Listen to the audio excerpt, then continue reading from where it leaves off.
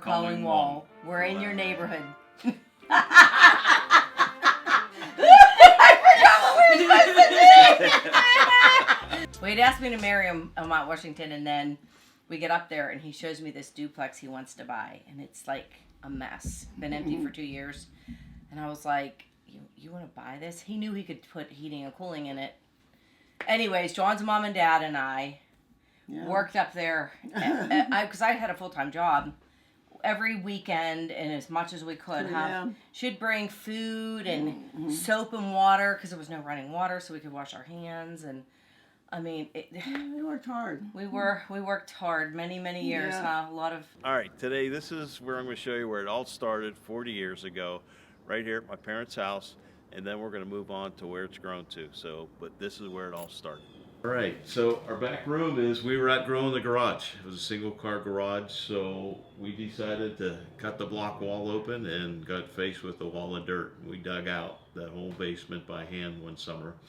A lot of friends with strong backs helped us carry the dirt out, made a basketball court in the backyard, and that became the expanded shop. We made it big time. This is the room we dug out. We created the second phase of our shop area here. So this is where we used to store all the parts, and our first inventory system was in this room. Put Jennifer to work there. Yeah. What's funny about it is we have Jennifer and David in this picture, and if you see David's little wall heating shirt, oh my gosh, that is adorable. And the funny part about it is we would have never imagined that they would grow up and be in our business. You know, Jennifer's our general manager, David's our master plumber, and we never in a million years would have. We didn't expect our kids to go into the business. We didn't ask them to. It was just sort of, except maybe you going down and making them sweep the shop and make slips and drives in the when we did our custom duct work. That might have something to do with it. But you remember when she was always putting our kids to work? Oh, yeah. And said he wanted to start his own business, so they say, go for it, you know.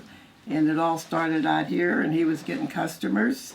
When we first started in business in 1980, Lorraine got this Rolodex to start tracking our customers and our vendors. So do you remember putting the flyers around? Do you guys remember doing that?